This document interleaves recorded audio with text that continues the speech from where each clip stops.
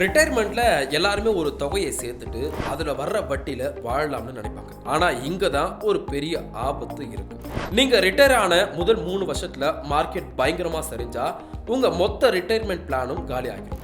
இத sequence of returns ரிஸ்க்னு சொல்லுவோம். ஏன்னா ஆரம்பத்திலேயே அசல் குறைஞ்சிட்டா அப்புறம் மார்க்கெட் ஏறினா கூட உங்க காசு தேரவே தேராது. அதனால ரிட்டையர்மெண்ட்டுக்கு ஒரு 5 வருஷத்துக்கு முன்னாடியே உங்க முதலீட்டை கொஞ்சம் கொஞ்சமா ரிஸ்க் இல்லாத இடத்துக்கு மாத்தணும். 60 வயசுல கோடீஸ்வரன் ஆகிறத விட 60 வயசுல நிம்மதியா இருக்கிறது தான் முக்கியம். ரிட்டையர்மெண்ட் அப்போ கையில 10 கோடி இருக்கிறத விட மாசம் 1 லட்சம் குறையாம வருதா அப்படின்றது தான் மேட்ரு. இது கேஷ் ஃப்ளோ மேனேஜ்மெண்ட்னு சொல்லுவோம். இன்னொரு புது ஐடியா, ஜியோகிராஃபிக் ஆர்பிட்ரேஜ்.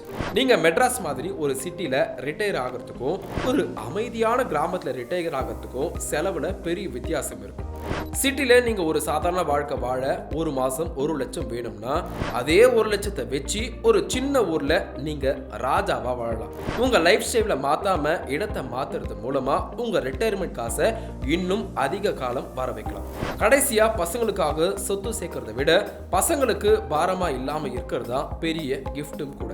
உங்க மருத்துவ செலவுக்கோ உங்க அன்றாட தேவைக்கோ நீங்க இன்னொருத்தரை எதிர்பார்க்காம ஒரு நிலையை உருவாக்கிட்டீங்கன்னா அதுவே உங்க பசங்களுக்கு நீங்க கொடுக்கிற மிகப்பெரிய சொத்து. ரிட்டையர்மெண்ட் அப்படின்றது ஒரு எண்டு கார்டு கிடையாது, அது உங்க வாழ்க்கையோட செகண்ட் இன்னிங்ஸ். அதை பிளான் பண்ணி விளையாடுங்க.